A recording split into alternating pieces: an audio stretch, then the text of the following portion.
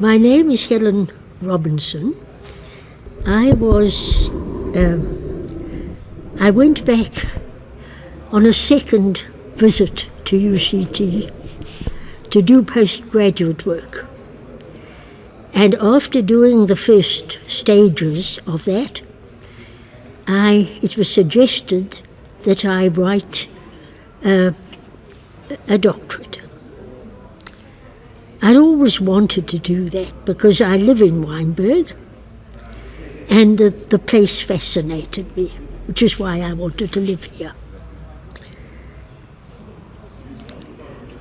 I decided, after going down to the archives, and I realised that there hadn't been much work on Wynberg, that I had to decide how I was going to present it very carefully.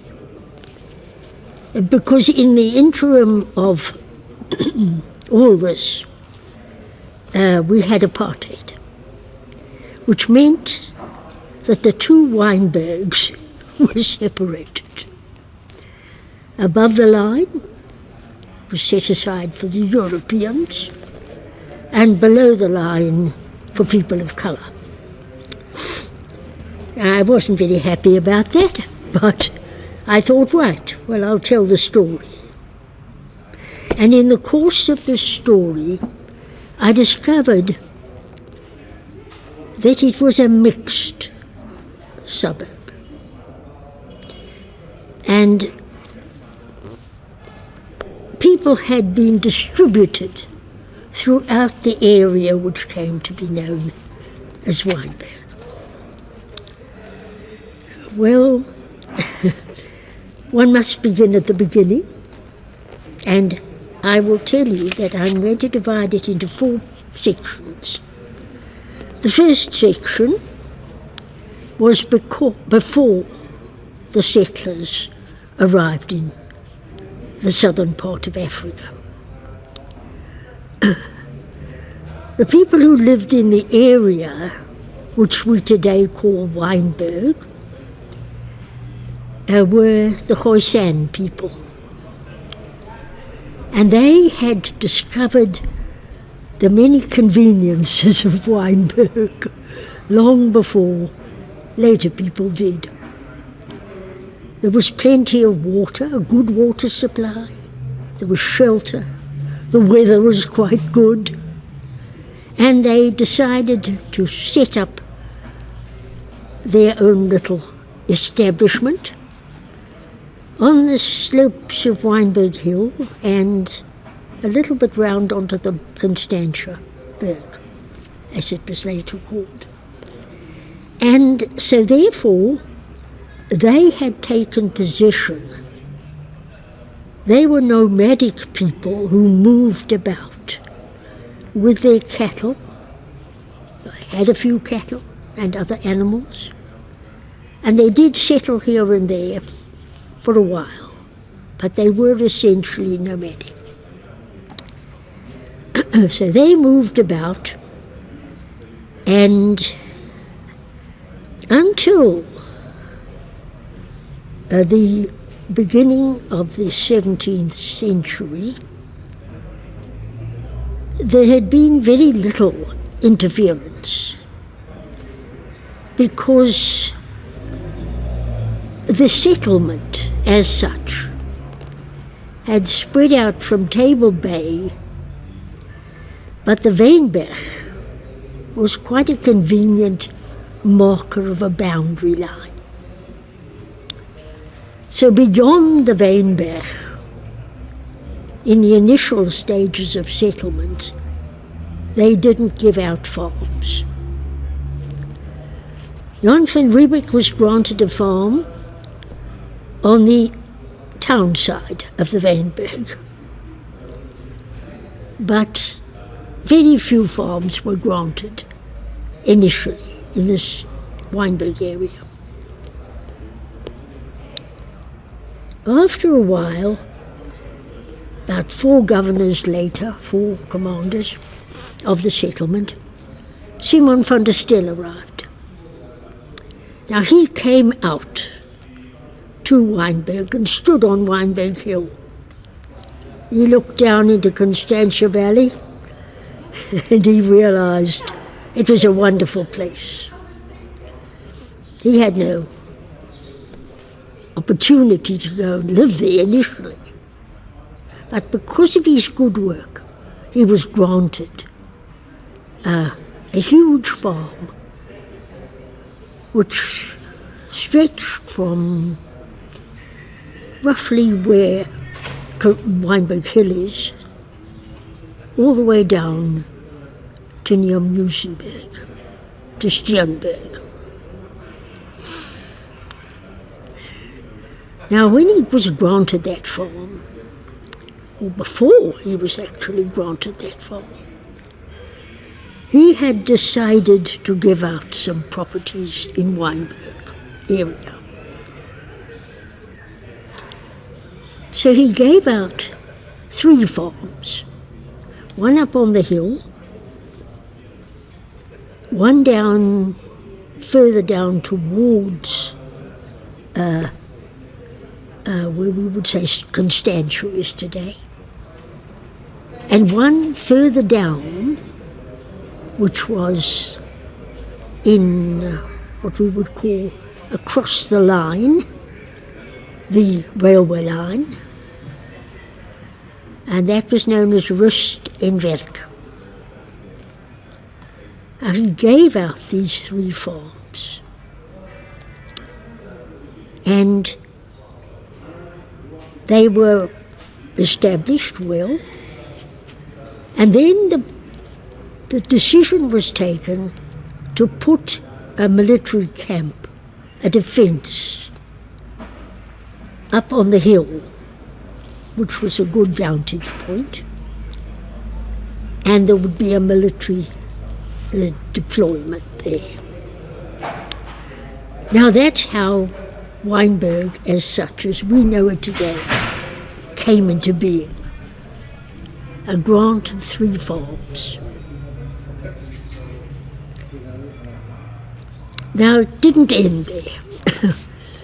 By this time people were realising there was good land out beyond the Wynberg. They were accustomed to going along the wagon road,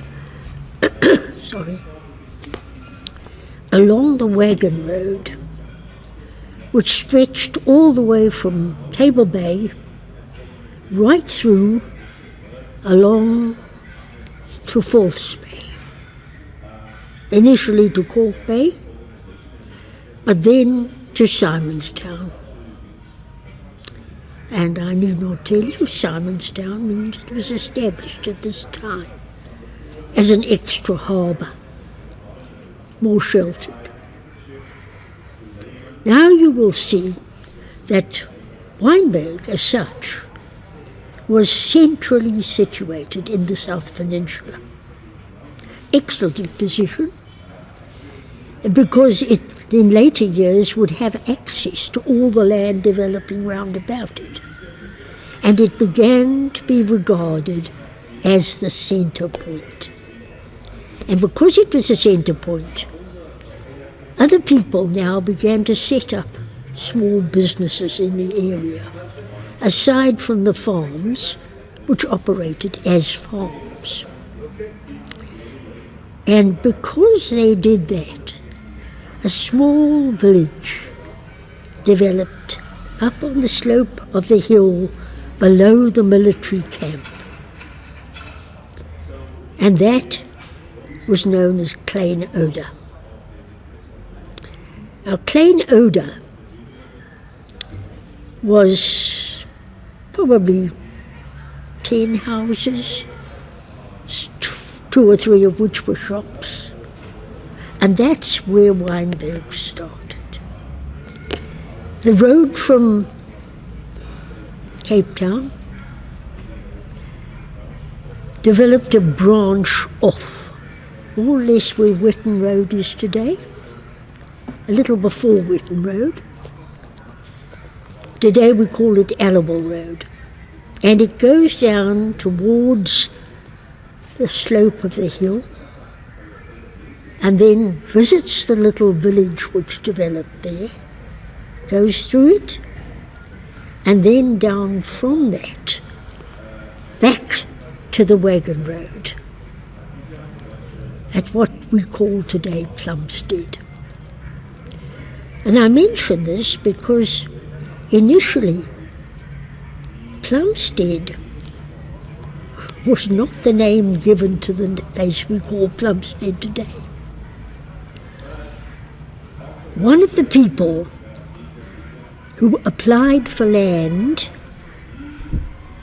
down below the wagon road was a man named Henry Bat.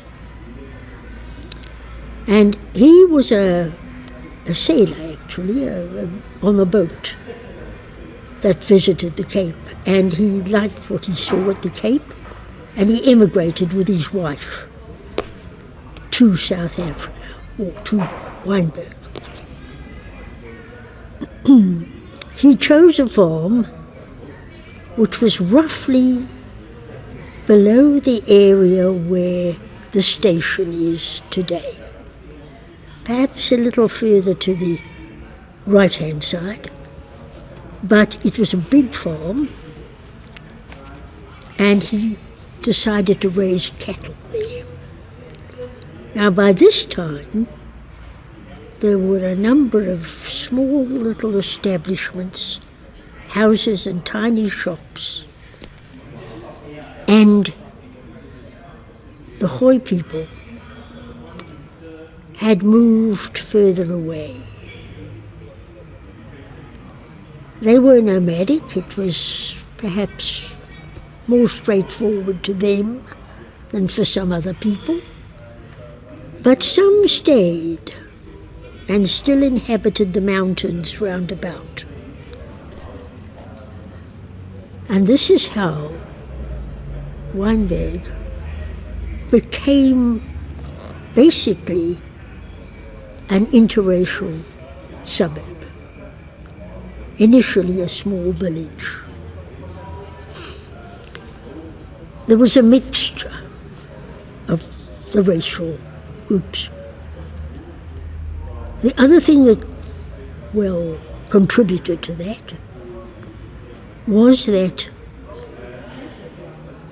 quite early in the 17th century, about 1860 or 70, I'm wrong, 1650 or 70, they decided to follow the custom, which was general by that time in outlying areas, to take slaves to work in the fields for the settlers.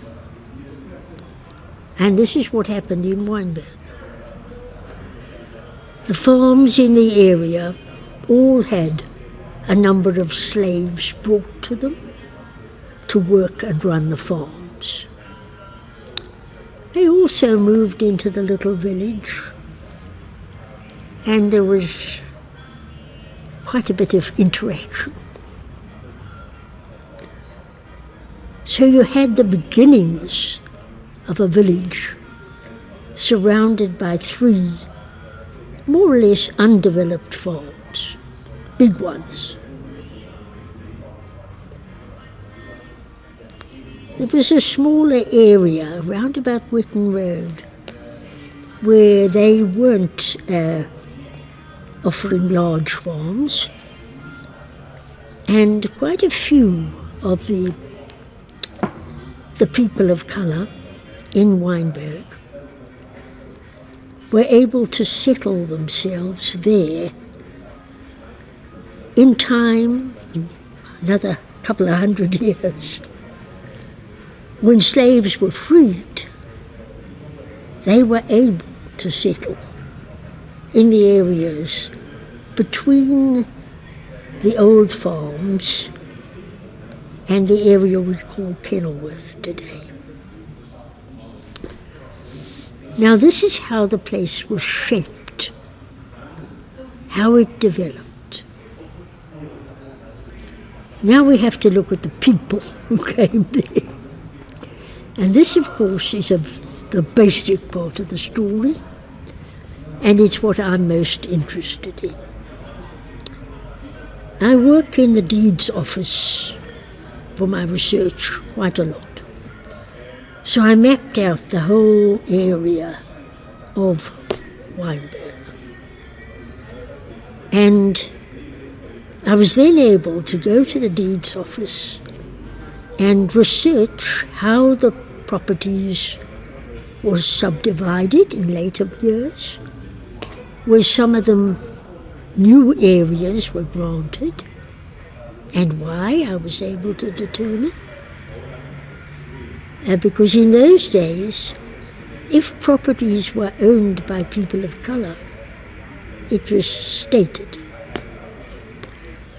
And the others, obviously, it was not. Now, what happened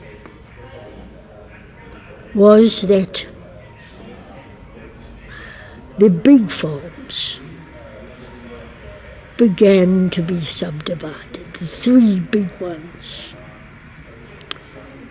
because it was too big. As time went on, Wynberg began to be seen as a good place to live, safe because it had protection, and easy to find a living there.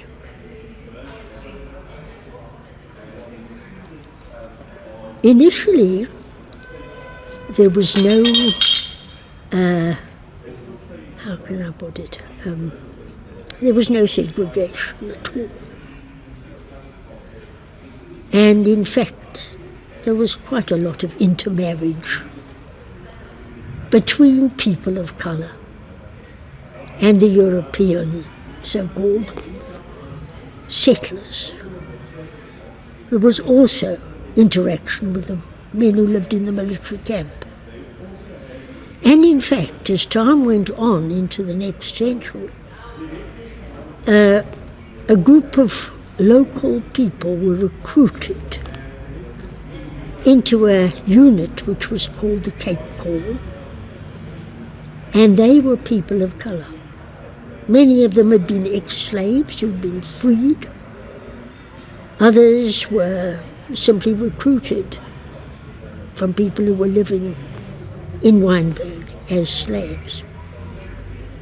And so you saw a greater degree of interaction between people, because the Cape Corps was one of the main service units in the area.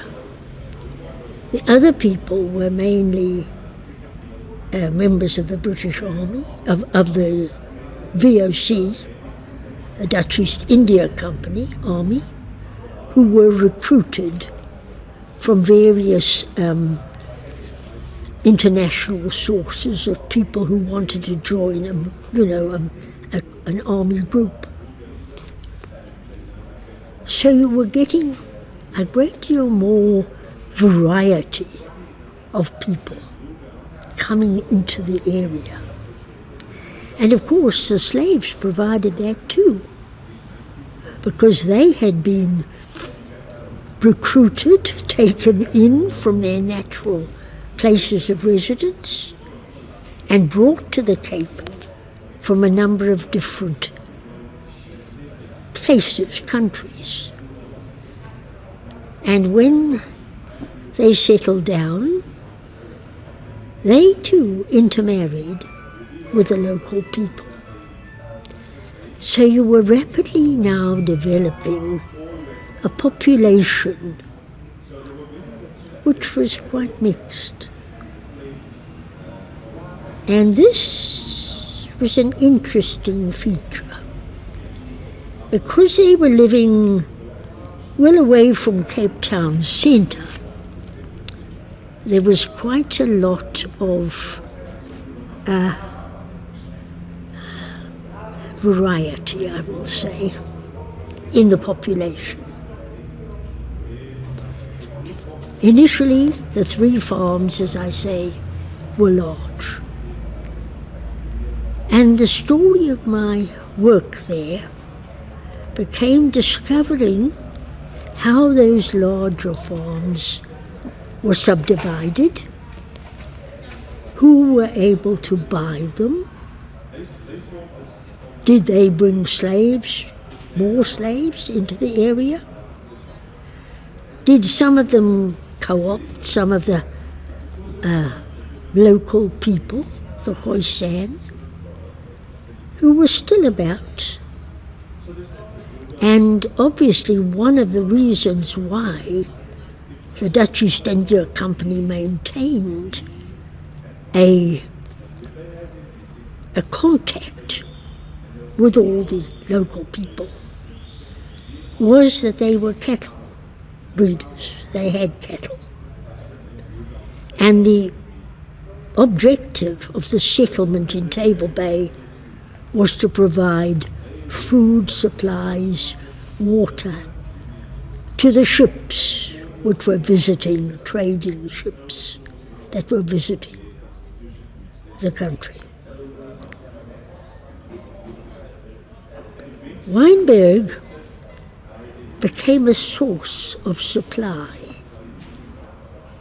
because some of the people who'd come to the Cape from the Dutch East India Company was a variety of nations who came. They decided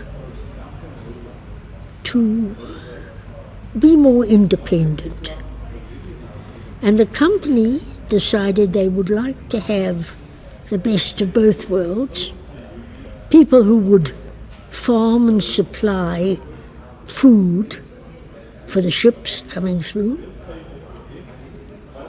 and also a group of people that they called the free burghers. Now the free burghers were officially employees of the Dutch East India Company, but that was a fairly loose arrangement. And some of these people chose to buy land in the outlying areas where they were allocated, and they became, shall we say, the first inhabitants of the village of Wynberg. It was not only settlers. A number of the people who lived in the area, some owning small farms, others working on the farms.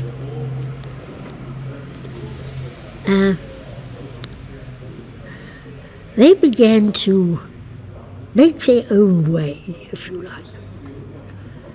And it was very interesting to note that it didn't take too long before they were doing so. Throughout the 16th, the 17th and 18th centuries, as the village was developing and subdivision was taking place on the farms, these people they became more independent, let's put it that way. They continued to fulfill their obligations of supplying food to the camp, for the camp. They continued to supply food for the Dutch East India Company vessels coming through. But they also started local trading. And in fact, when they later extended a grant to Simon van der Stel in recognition of the good work he'd done for the Dutch East India Company, and gave him a huge farm beyond Wynberg, which Simon van der Stelke named Constantia. He must have been actually quite pleased that his first view of the valley below Wynberg Hill had come to full possession for him. By now, it was a neighborhood. You had a group of people who were depending on small shops, small businesses, small farms, and it was an interesting combination of people. And it was an integrated community. The area below the wagon road, which some people call East Wynberg today, I prefer it to the name Lower Wynberg, which it was initially given. And that area became a source of trade and travel, because more and more people began to use the wagon road to go down to the False Bay area and indeed to Constantia. And so Wynberg's position as a central place was very valuable. You could reach from there all round the area. And so therefore, Wynberg was really becoming a residential suburb or village as much as it was working farms. Now this produced a very interesting situation, and I was able to look at the social developments in the area and what happened. Now, initially, there was only the wagon road. And then later, other roads were introduced in and out of the area, which meant that what is today the main road in Wynberg village became a gathering point.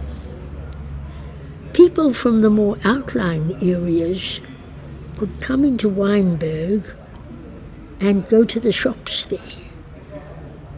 They could also bring their own products in. So Wynberg was now regarded as a central village with surrounding residential area, plus a military camp up on the hill, and it began to have a social relationship with everyone.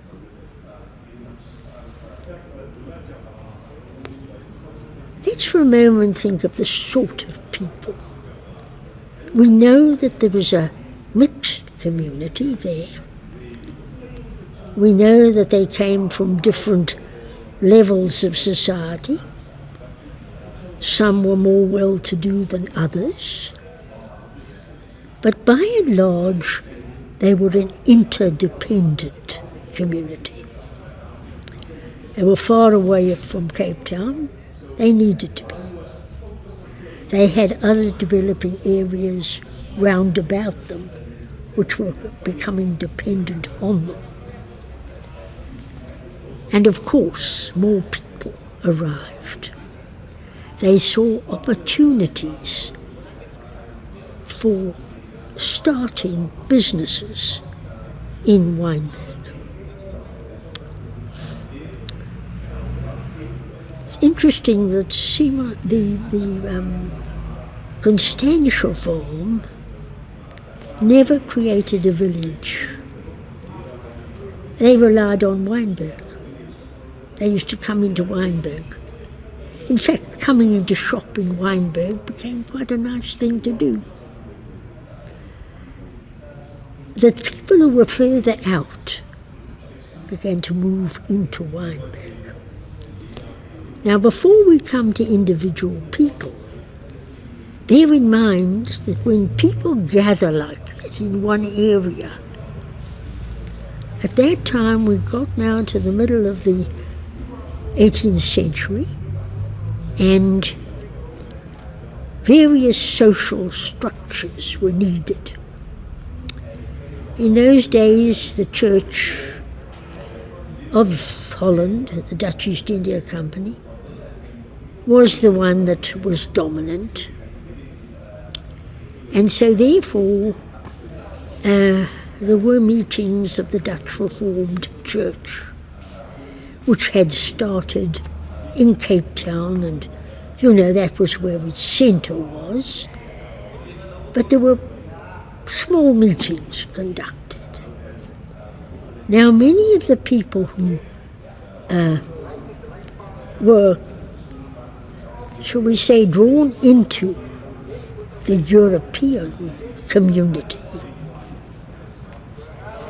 were dependent on church services, which were conducted initially up at the military camp, because that's where there were ministers of religion. And later, the church became a structural feature. And in fact, at one point, towards the end of my research in Wynberg, I counted more than 20 churches in this one little village area, which included by now the area of the 3 farms, the first farms, which had been subdivided over time. And this, over time, created a quite interesting situation. Towards the end of the 18th century, the Dutch East India Company began to have problems. There was too much competition from other European countries where people were trading with the Far East, and they weren't making the money they made initially when they made their first arrival and settlement at the Cape. In the end, they went bankrupt. I won't go into all the details of that because it complicates matters, but they found themselves unable to continue. And historically, if you add the fact that in the period towards the end of the 18th century, beginning of the 19th century, a dictator named Napoleon Bonaparte was busy creating war in Europe, which disturbed much of the trading patterns and the possession of land in Europe. The Dutch, unfortunately, suffered badly. The Dutch East India Company failed in the end,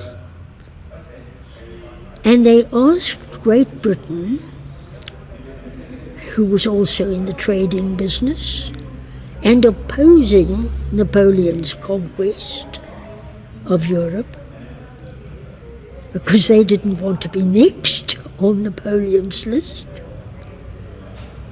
And so they allowed the the Dutch allowed Britain to adopt a caretaker position in relation to the Cape.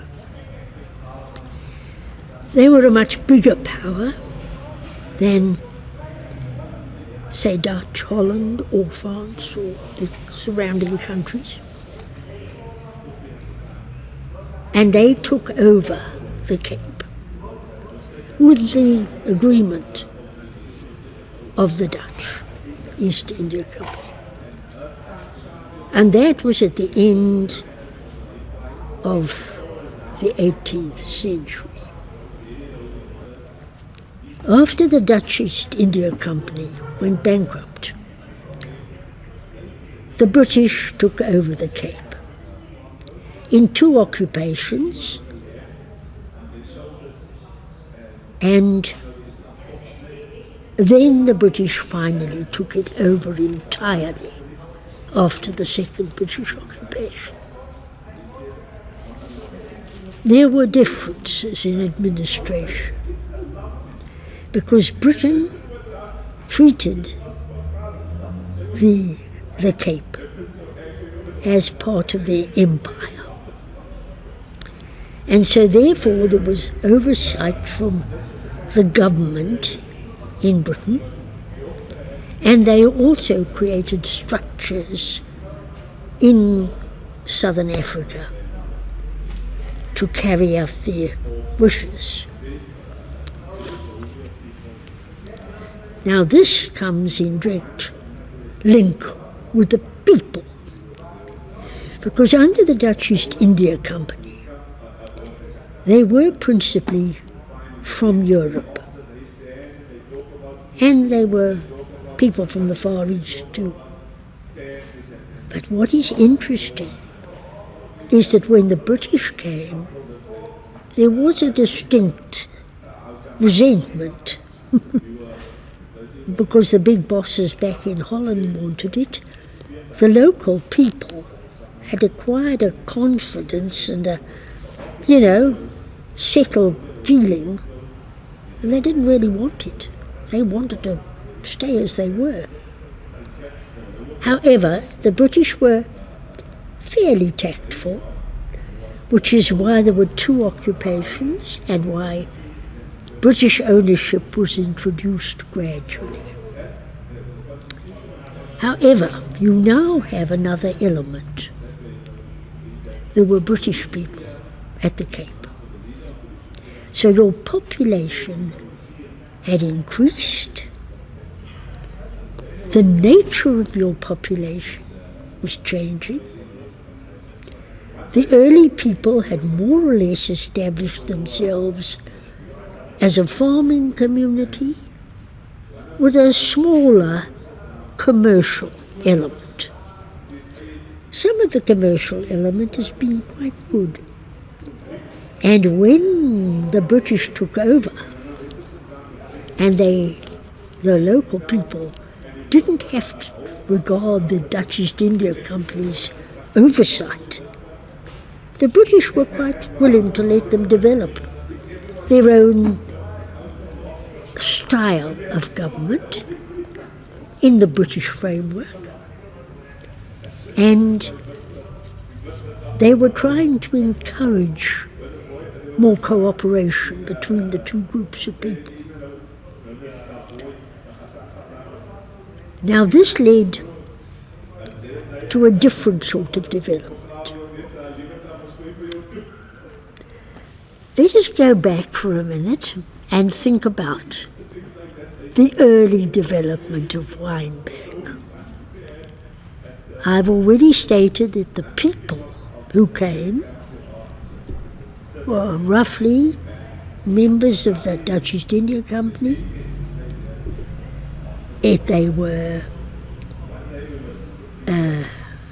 working people. They were bosses, the upper crust, and they were slaves. Now, when the British came, they introduced a number of new ideas. They took over the Cape in 1806. They didn't take it over without a bit of a battle. They arrived, there was the Battle of Wynberg, in which the British landed and literally fought a battle to take over the Cape on the white beaches of Wynberg. Then they marched into Cape Town, having defeated the local army force, and took over, literally. This was received with some, I won't say resentment exactly, though it was, but the local people were not pleased. They'd set up a system of farms, later a subdivision of farms. They developed relationships between the various places, and consequently they didn't want to change that system. When the British arrived, they wanted a different system. And more importantly, they weren't the same people who'd come into the country that had been living there now for a couple of 100 years. And there was a problem. But strangely enough, in Wynberg, which was why I was particularly interested in it, there was a definite move to try and integrate both the ownership of property in Wynberg and the ideas of the British, which were different from those of the Dutch East India Company. Just to give one example, a number of the British people who came into the country in the early 19th century were in favour of emancipating all slaves. And that was a system which had been recognised by the Dutch and the other European countries. And they didn't really want to give it up. But the British insisted. They set a date, which was in the 1830s, and by that time all slavery would cease at the Cape. So it wasn't an easy takeover. And Wynberg was part of it. Because after all, there was a military camp at Wynberg. And when the British arrived, they realised there was resentment, and they installed a proper British camp up on the same site on Wynberg Hill. Okay. Now, this had a mixed reception. But I've mentioned this first because I would like to go back and just indicate the types of people who had taken for granted that the routine they'd established in Wynberg, the social structure, was going to go on exactly as they'd intended. And it wasn't. The British decided that they did it quite gradually and quite tactfully. But it was different. I cited slavery as an example of one of the things they were changing. But there were lots of other differences too. And there were people who resented quite definitely the British arrival. Now this meant that instead of a group of people who had been more or less of the same mind living in Wynberg, new people arrived and were wanting to buy farms, wanting to take over control, and that created problems. The other issue which arose was that many of the slaves who had been working since the beginning in Wynberg were of the Islamic sector of religion. Some of them brought with them their own beliefs and systems. Others adopted and transferred these to the Cape. And Wynberg was an interesting example because there was a strong Muslim community in the area, which already existed in the slave community. Now, the Dutch East India Company mainly exercised their church attendance in their time at the Cape, either from going into Cape Town itself to the Goede Kerk, or to attend services up at the camp, and later they built the Dutch Reformed Church close to the camp. Initially, a little cottage which was attached partly to the camp on the hill and was known as the Glebe Cottage because it was near the church. This cottage had served as a meeting place for religious services. It had a link with a camp. It had been allocated from ground, which the camp had appropriated. And the Dutch Reformed Church, of course, was directly aligned to the church in Cape Town.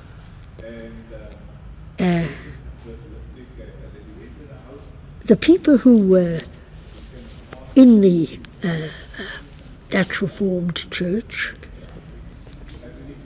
weren't too happy with the whole situation. But by and large, when the British came along and they established in Glebe Cottage the small church that was to be for the British, the English church, they were a bit taken aback. However, initially there was a fair amount of share and share alike until the British established their own church, which was at St. John's Church up on the hill, and later the Wesleyan Church was established, the Baptist Church, and much, much later the Roman Catholic Church. And it's interesting to see that over time the church has established a relationship in Wynberg between all those churches. There were about 15 churches of all sizes in Wynberg by the time I finished my research. So it took time, but they came to agreement.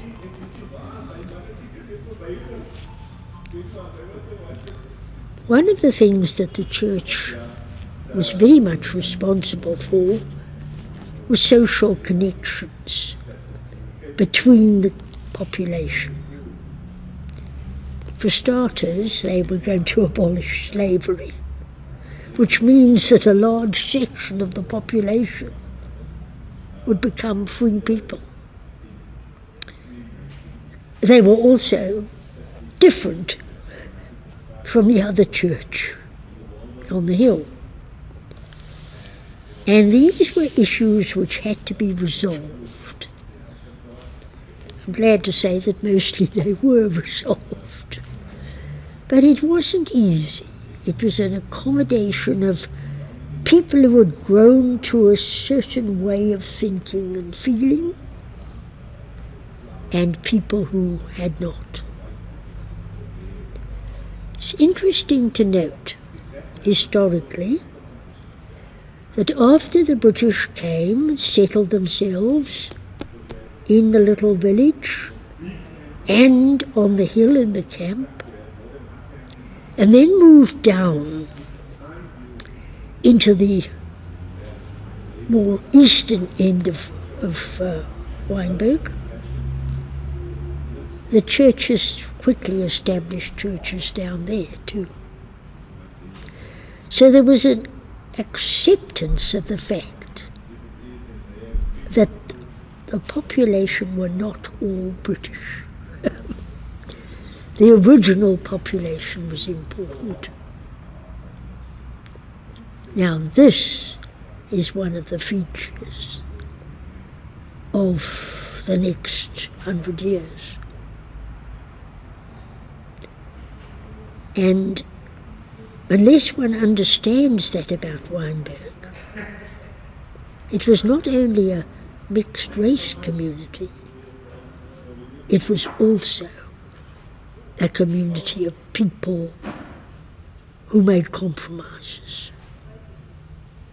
And somehow or other, they managed to get the British and the original group to recognise that. Now, there were a number of people who were quite determined not to do this, inevitably. Some of them joined some of the others who had left the area and went away. They took part in the Great Trek by the middle of the 19th century, and they were determined not to come back. But the people who stayed behind reached actually quite a remarkable compromise. And one of the very interesting features in Wynberg is the marriages that took place across both the colour line and also between British and people of Old Cape origin, who'd been there since the VOC descendants. And that's why Wynberg has had a slightly different composition very often to many other places in Cape Town. And one of the interesting things that interested me particularly. I shall pick up the talk from where I left off yesterday. I tried to give you the whole foundation of the village in that part of the talk. Today, I'm going to talk about the people who were involved in building up the village. We must therefore go back to Simon van der Stel. And we must think for a moment that he was having his first look around this part of the peninsula, a part where he would later have his own farm. So he went up onto the hill at Wynberg to get a good view of the whole area on the other side. And he liked what he saw. And he realised it would be a very good place to settle some more people. He therefore decided to grant 3 main farms in this area, plenty of space, and he put the first farm, which was just behind where Jan van Riebeck's farm had been granted on the other side of Wynberg Hill. The wagon road through to False Bay came across the bottom half of the valley.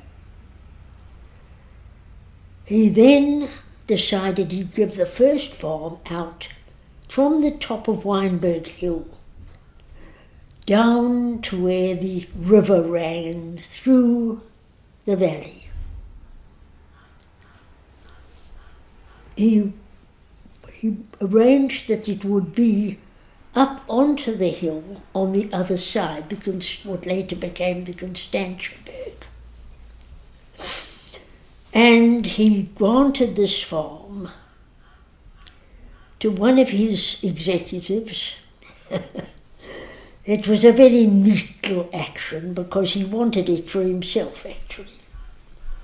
And after about a year, he did in fact buy it from the man Harmon, and he granted it to him.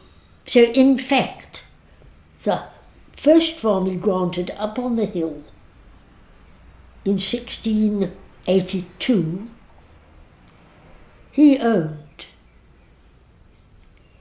However, this plan didn't quite work out because the VOC, the Dutch East India Company, was so pleased with the work he was doing at the Cape that they decided to give him his own farm, and they gave him a huge stretch of ground from almost the Wynberg mountain right across to Steenberg, near Musenberg. It was about 800 morgen. And this was a bit embarrassing because he'd just taken delivery of this farm at the top of the hill going down into the valley for himself. So he quickly transferred that farm to his two elder sons. The one was Willem, the other was Francois. So they in fact owned the first farm granted in Wynberg. The second farm he granted was down on the flat section below the rise of the hill. And this farm was taken over by one of the other people who worked for the company, Linus, his name was. And then he gave a third farm out. Now this one was down on the east side of Wynberg, and on in fact the wagon road to False Bay went through that farm, and that he called Rust en Werk, with the emphasis on the werk. And he gave that out to a group of 3 men who were not executives, they were ordinary free burghers, you know. And they were to run that farm as a cattle farm, because there was good water there and there was good grazing. So that is how Wynberg started, as a group of 3. Then he realized that they would have to have a military camp somewhere in order to keep an eye on the place, that nobody else decided they wanted to come onto it without permission. So therefore, he put a small military camp up on the hill. By this time, they had a few people of colour who were in a small regiment, and they were the first people to live in the military camp up on the hill. The other group of people were settled down on the flat part, beyond the farm he'd granted down there. 2 farms. And he then went about his own business, And was given Groot Constantia, and it was a bit of an embarrassment, but he got going on that, and he left the other farm to his sons. Now after that, in the beginning of the 17th century,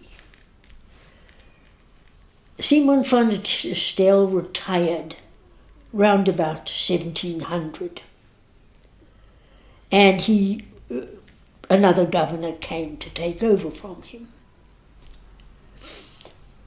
That governor was also quite interested in the developments out here. But in the meantime, the people themselves had begun to get to work. One man came and started a small general store for supplies, down on the corner where the road came down from the wagon road. A side road came down.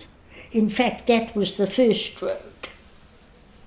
It came down from the main road that came out along from Cape Town, and it crossed up to the farm and the military camp. So they would have access for their wagons to come straight up to the farm, the military camp at the top of the hill.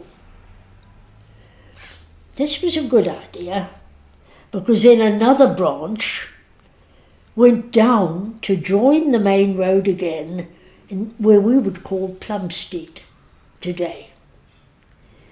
So those two roads still exist and are used regularly. One of them is Gabriel Road. Now, the other one is called Animal Road. Now, this gave good access for wagons and coaches to travel out to Wynberg. And this was the beginning of Wynberg being thought of as a place where you could get supplies. There was a shop that sold everything, the old-fashioned farm store. And that was down on the corner at the foot of the hill where the military camp was. Now, some of the military men had their wives with them, and children too, and they were living in tents up at the camp. So the military guys who had some money looked around and thought, we'll get a bit of land here and build a house, a proper home. And they did so. In fact, two young men approached the governor and said, look, we would like to try and get some land. Now, the whole bit across the bottom of where Wynberg village is today was owned by the government. They hadn't given it to anyone. And so therefore, they decided they would give them a couple of pieces of ground at the foot of the hill below where the military camp was, near to it. And these two young men married local women. In the meantime, Sassman, who was the man who had the little store, the general store, at the foot of the hill, he had married a woman named Rachel van der Kaap. And this was the beginning of the multicultural nature of Wynberg. He built himself a house near to the shop, which was conveniently on the corner of the road where everybody could get to it. Those two buildings, or the originals of them, were on that corner and still are today. Because the little village that began to grow up as other people saw the benefits of coming out to Wynberg and starting a business.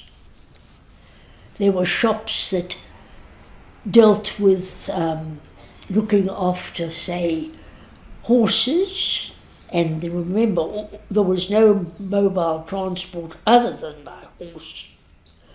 So they needed people to service the horses. They needed people to provide supplies for horses. And gradually, over a period of about 20 years, the whole place began to change. Now, time had gone by, quite a lot of time, when it was simply 3 farms, all working farms. But now there was a change, because we'd reached the 19th century.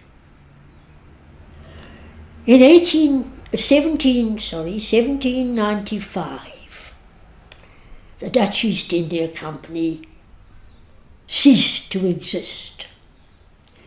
The Cape was no longer so profitable. There were a lot of other people in competition with them. The French, the English, were also trading and using the Cape. And they couldn't sustain supporting a settlement which had grown. It had spread out from Table Bay, and the settlement there, the castle, and it had moved out into the areas between Cape Town and the 3 farms at Wynberg, other farms. And so therefore the wagon road was much more used, and although the little village had started near to the military camp, where their first customers were, they now began to develop the area along where we would say the main road is today. So this is the way the village spread out, down towards the east side of Wynberg, all open country. Now, this produced almost a double village. You had a village up on the hill near to the military camp, and you had a second village developing near the main road. Therefore, a lot of other people now began to move out to Wynberg. There were, initially, when the British took over the Cape, first of all in 1795, when the VOC closed down, and the King of England made an arrangement with the Prince of Orange, who was in Holland, to take over the whole place on a caretaker capacity. Because the man who was causing all the trouble in Europe at that time was Napoleon. And the Emperor Napoleon in France was busy occupying more or less the whole of Europe as we know it today. Therefore, the Cape became more independent in the hands of Britain, and Britain had not been conquered by Napoleon, being separate from Europe in Britain. Now, this is why the place changed hands. The Dutch were no longer in a position to have the place there. And the Dutch retained control to some extent up till about 1806, when at the Battle of Wynberg, the British took over the Cape officially. They didn't actually get possession of it till about 10 years later, when, special documents were signed. And from about 1812, the British now controlled the Cape. Now, this resulted in British people in the intervening 10 years had come out to staff all the government posts in Cape Town. And they were living in the area all the way down from Cape Town to Wynberg. Some bought houses and farms. Others saw Wynberg and they liked that. And they came out to Wynberg, particularly the contingent of military men who were now moved up onto the hill from down below, and the camp as we know it today came into being. Now, the next thing to happen, inevitably, was who was in charge of Wynberg. And in a sort of natural takeover, the man who was in charge of the camp took over. Now, the military camp initially was staffed by mercenary soldiers who were paid to be soldiers for the Dutch East India Company. The British brought in their own men, obviously. They had quite a powerful army. And therefore, it was a mixed community of the old Cape residents, people who were of Dutch, German, French descent, and British people. Now you had a bit of a problem because there were also people of colour living in the area. I touched on this in the first part of my talk because it's important. A number of those earlier settlers had married local people, and therefore they were mainly descendants of slaves by this time. Slavery at the Cape was not abolished until the 1830s. So there were still living slaves in Wynberg, because as they'd been worked as farms, therefore they needed people to work the farms. So there was quite a large slave population in Wynberg. Now, the people who came out with the British were not really farmers. The senior officers of the camp, what they wanted was a nice house with a good big garden. And that was when the subdivision of the three farms began.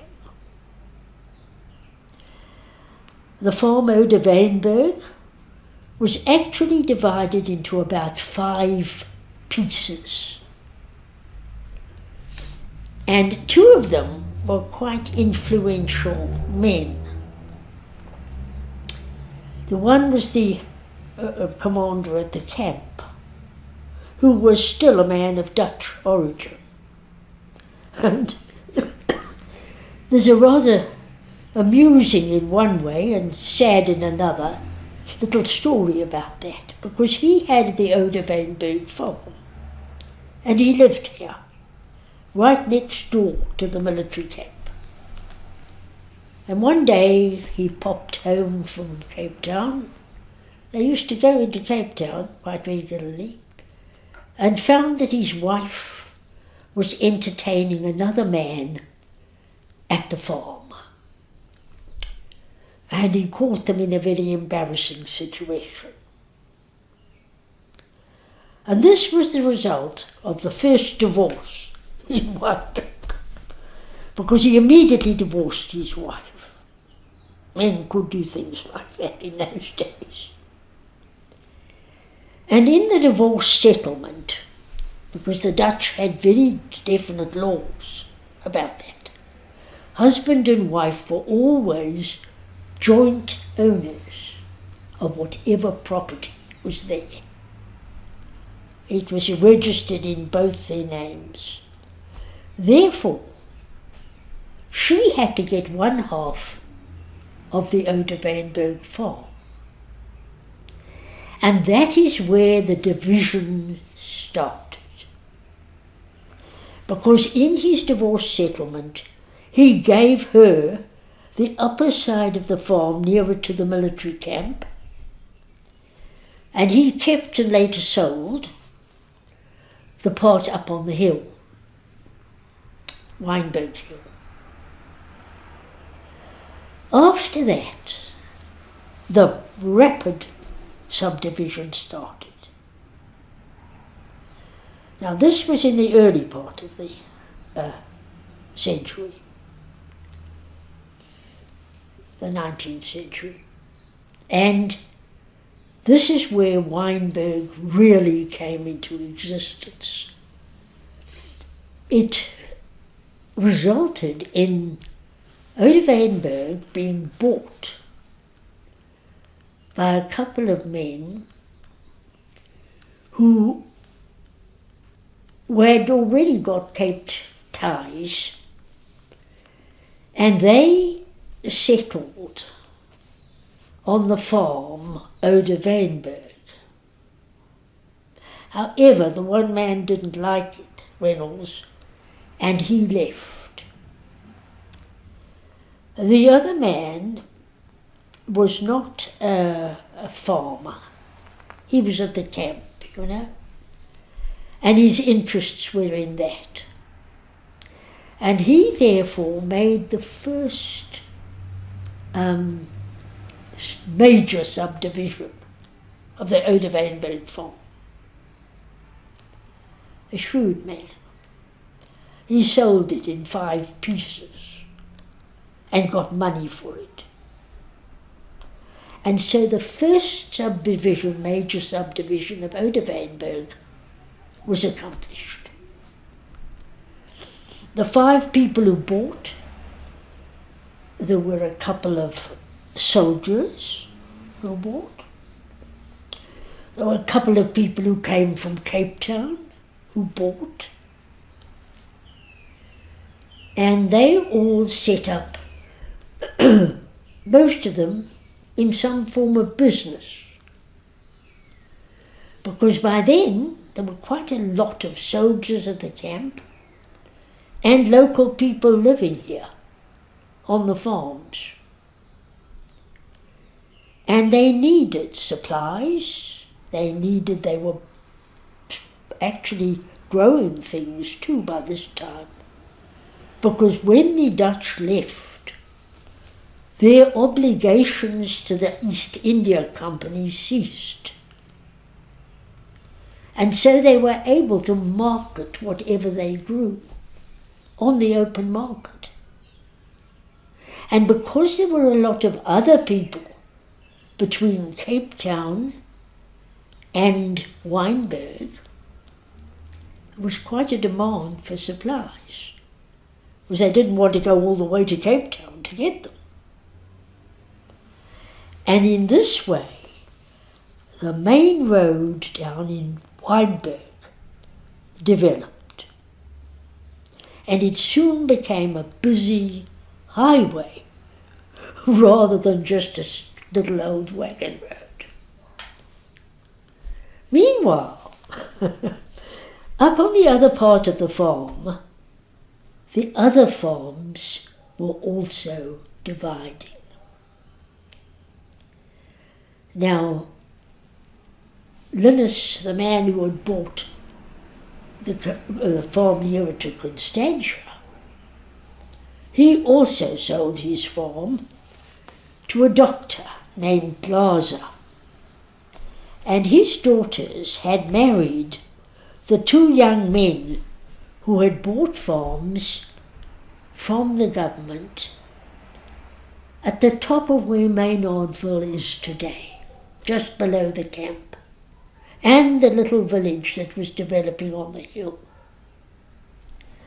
And his daughter, or daughters, actually became residents when he bought the other farm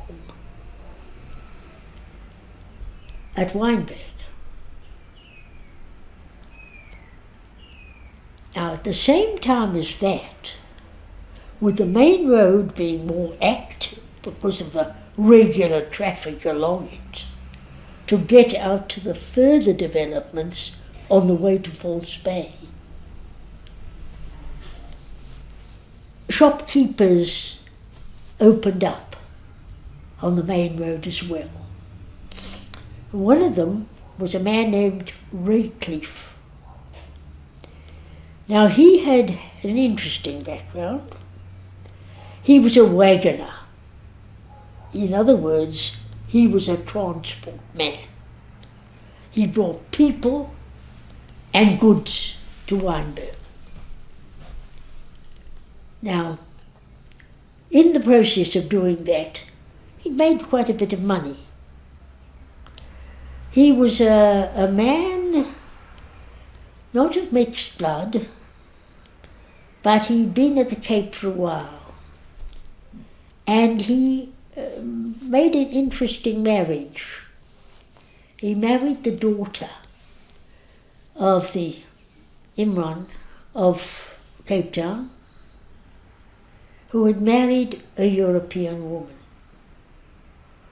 And their daughter married Raycliffe. Now, Raycliffe had made quite a bit of money in his travelling back and forth and carrying goods and people. And he bought a large chunk of land on the main road to the east of Rustenburg. And that went down approximately as far from the main road as down to where Rosemead Avenue and the Prince George Drive is today. So it was a big farm. And he went on living there, and he and his wife had children who also worked the farm, and he opened a general store on the main road in Wynberg. Now you had two villages developing, one up on the hill, which went across onto the Wynberg Hill, the other one from Wynberg Hill down to the lower part of Wynberg, on the lower level. And both farms were now really villages, two separate little villages. Now, this was quite a big development for the place. And more people came in. Soon you had the village with about 6 shops at the top, doing various things. People who are operating in the village, doing work for other people. So it was developing a community. The people down on the main road overlapped with them. And one of the interesting things is that until that time, there'd been no actual, a development of religious form in a church. And that's unusual, because in those days, churches were the sort of community centre of any little village.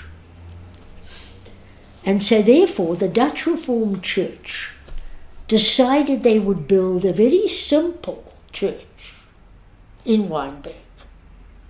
And they put it down below the military camp, at the sort of halfway down the hill, where the first little village was, near the camp. The English church had been operating as the Dutch Reformed Church had done before them, and they had shared a cottage which was on the upper slopes of the hill. It was called the Glebe Cottage, and it still exists. More or less exactly modernised in the same form that it was. Outwardly it looks the same. It was a big cottage, a long cottage. And in that cottage they used to meet for religious services before there were churches. They also had a small post office operated by local people, and they used to bring people down there who needed medical attention. There's a small sort of type of hospital, or what we would call today a medical centre there. Now this was a change, because it means that the Wynberg was beginning to operate separately from Cape Town, the government in Cape Town. They were running quite a few of their own affairs, because once the Dutch Reformed Church had been built, small though it was, the English church thought, well, they better do the same. And they built a church too. That was a little further over towards the farming area. Now by this time, the farm, Oude Wynberg, had changed possession because of the divorce of the governor of the camp. And a man named Hare, William Hare, had taken over the whole Oude Wynberg farm. And he was an officer at the camp. And he decided he would sell the farm in portions, keeping only one section where the farmhouse was at the top of the hill for himself. He didn't want a lot of farmland. He had 14 children in the process of his marriage, so he contributed quite notably to the population of Wynberg. But he was also responsible for the 5 other farms which grew up, small farms, round about him, and for the link of the land between the main road and the farm on the hill. So Wynberg was developing a more united front. It was no longer 2 villages, one on the hill and one down below. It was more or less one place. And very soon after that, the churches were responsible for setting up a small school, which they did on the corner of the road that came down to the camp from the main road, Allowell Road. And the school they set up there was for boys mainly, because girls didn't have much education in those days. But there were a few girls in the school. But as the little school developed, so the girls left.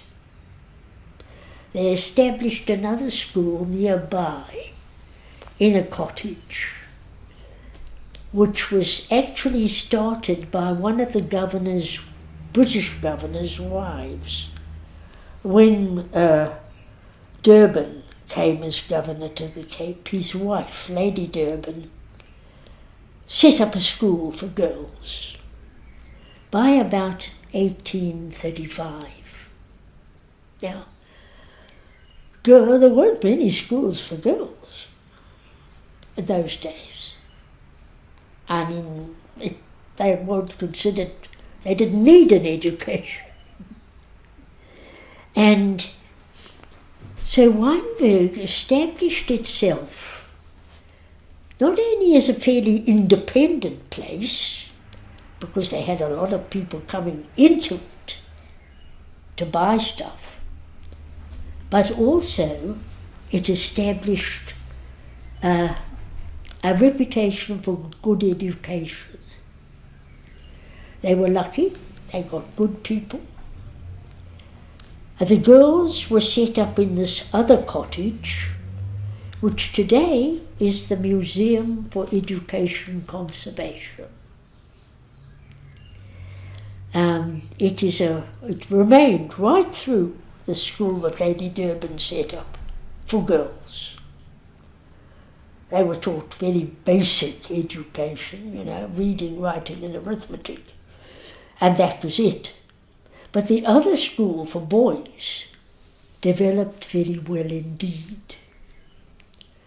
And they kept a pretty high standard for those days. So now you had churches, you had a school and a girls' school next door, where they were mainly taught how to be a good housewife, Now, beyond that, there were shops down on the main road which were beginning to look quite big. I mean, it was a general store in the middle there, and it did quite good business. There was also another man named Witten, who was an English immigrant to the Cape. Now he set up a very important service in the Cape, with all the coaches and wagons that were moving now backwards and forwards along the main road at Wynberg. They needed servicing. There had to be a stop for the horses who lost shoes and therefore needed to be reshod. Sometimes they had more requirements, and certainly a place where horses could be watered. It was a long trip through from Cape Town to False Bay and the Constantia area. And Witten set up a sort of the first type of horse garage. And he sold stuff. He serviced the horses. They had a blacksmith there to reshoe the horses. And Wynberg was becoming more and more a sort of centre where you could get things done and keep things going in the Cape. So Witten's was on the corner of the main road, and a road which was later given his name, Witten Road. And that's where that comes from. The Witten family became quite a central family in Wynberg. By now, business people were arriving in the Cape. The British regarded the Cape in a much more business-like manner.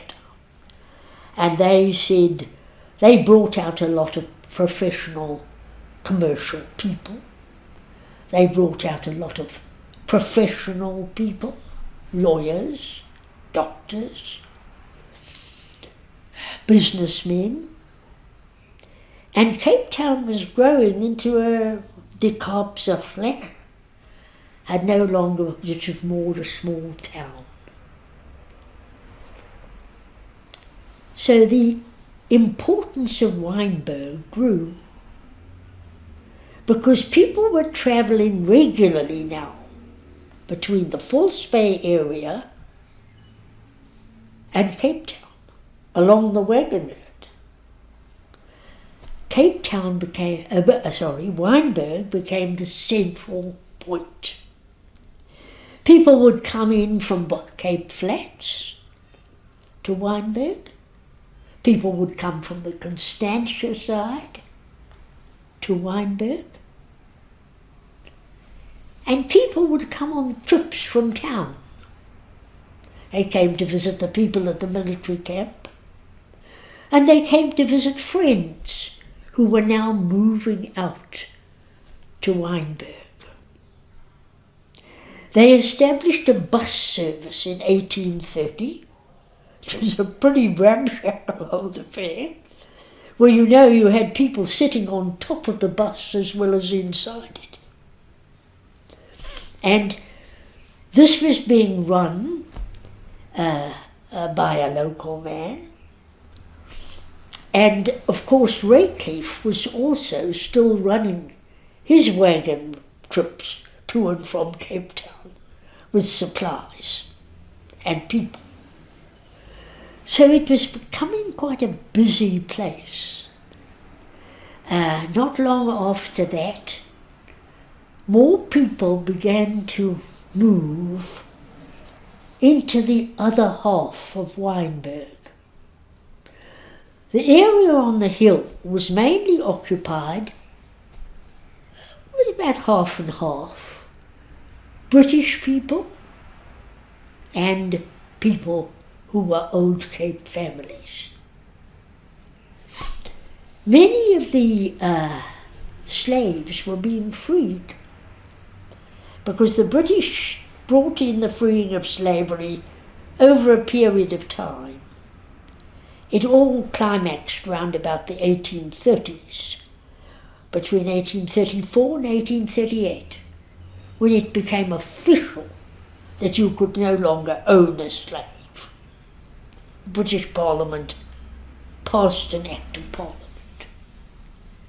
So there were a lot of people who were looking for occupation who had been slaves.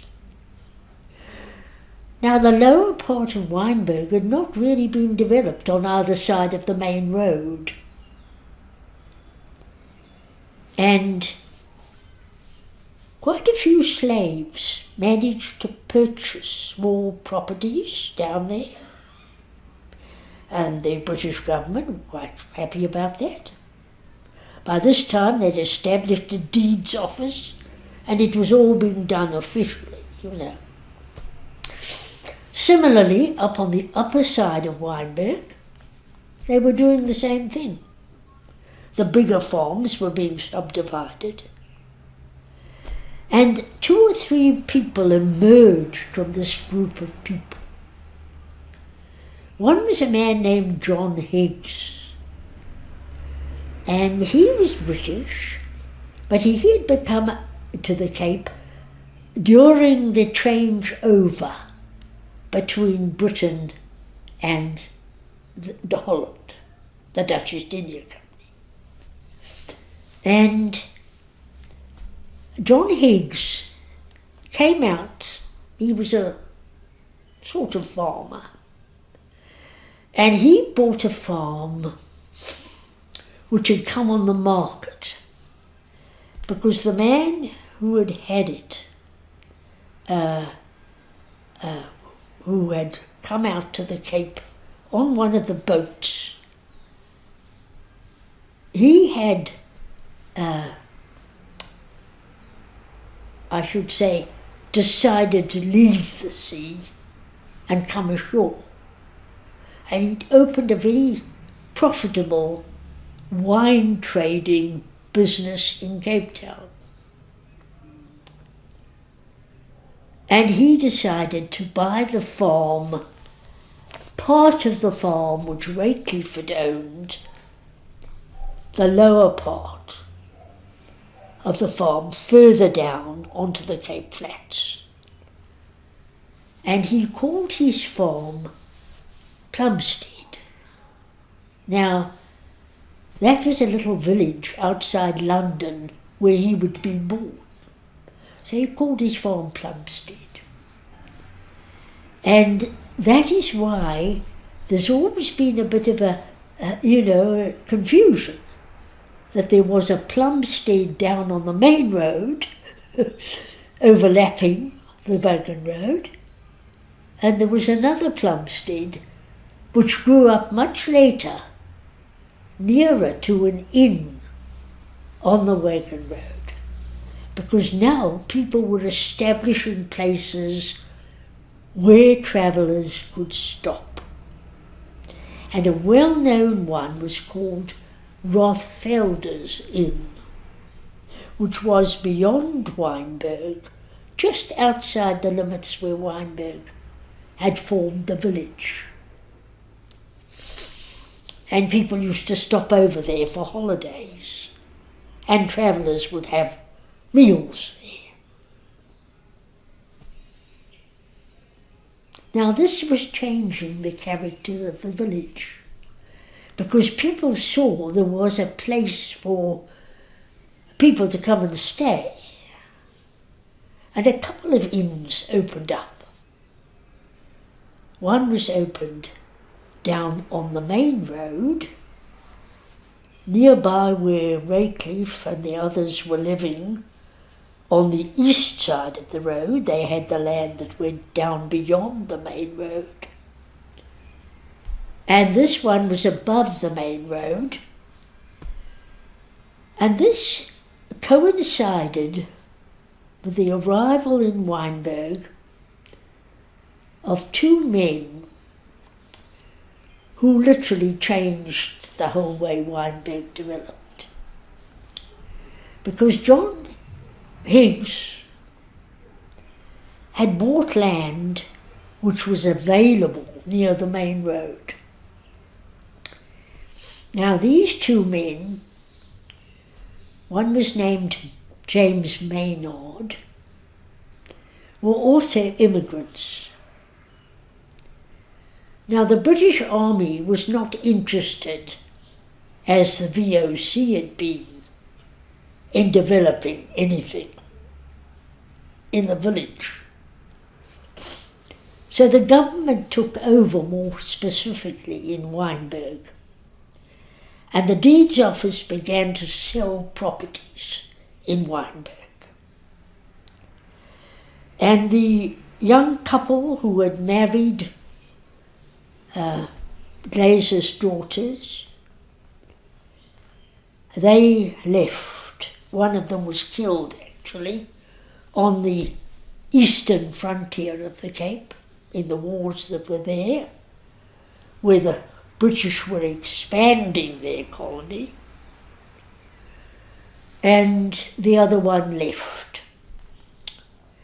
He left relations in the village, but not in the farms they'd originally bought. And when the widow Ellerman, as her name was, she died, no, her husband died, on the frontier, she needed money, so they sold the farms. Now this man named Maynard had come to the Cape with his family to settle. And he did settle. He started up a very profitable business, which was money lending to people who needed money to buy property or start businesses. He was the first financier who came to Wynberg, in a small way at first, but soon in a big way. He arrived here shortly after 1820 for the first time, and he went out and saw the place, and he realized that the three farms surrounded quite a big bit of government ground, which had sort of been left for the army camp. They used to ride up and down to the water, the river. There was a big river running through the bottom side of Wynberg.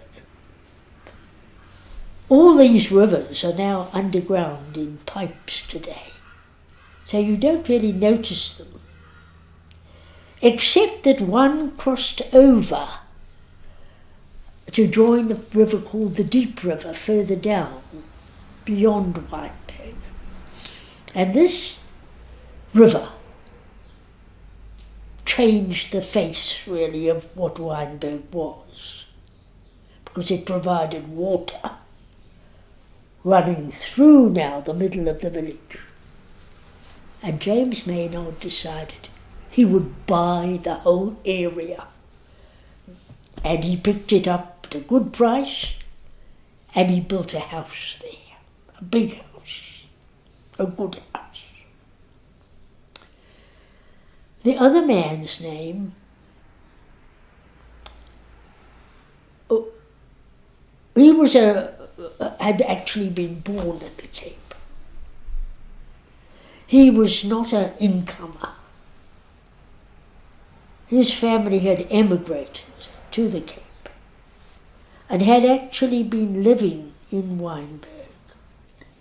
The arrival of James Maynard in Wynberg and his purchase of a large strip of land which ran roughly from the old village down to the village on the main road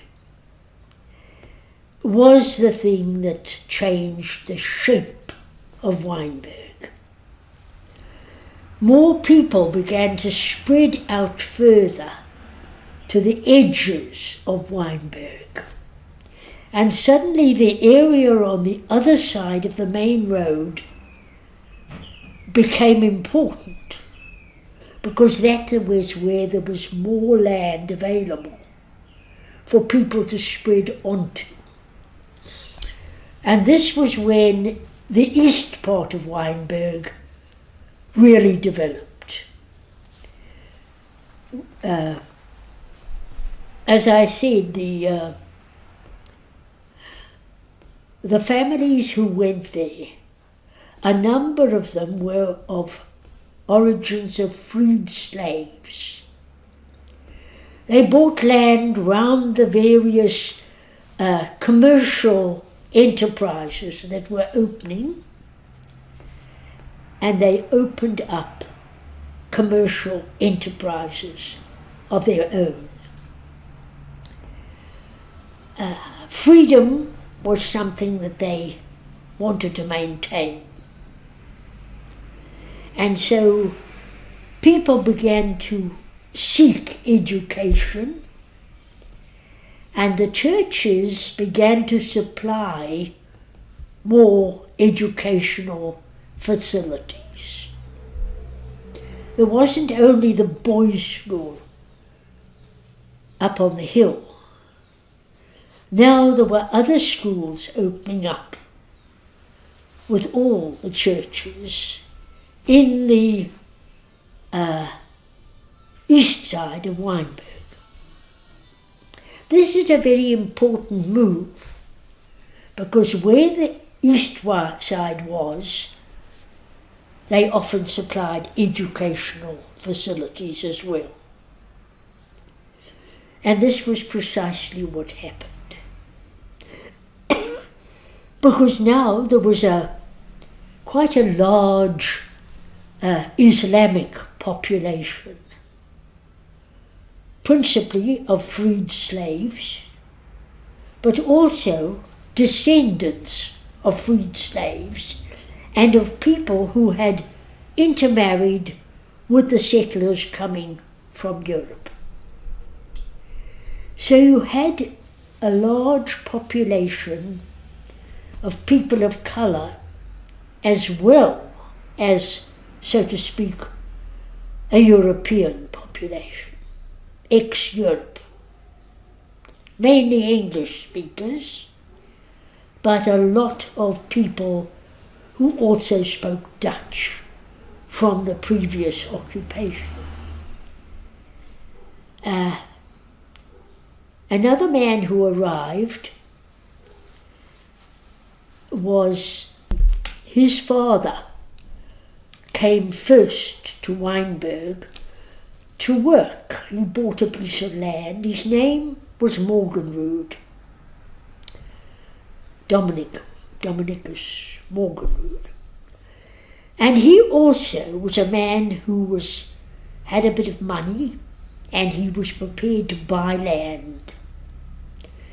So at this crucial point in the development of Wynberg, you had three men who were making investments in Wynberg. One was John Higgs, the other was James Maynard, and the third one was Philip Morganrood. Now these men systematically marketed property.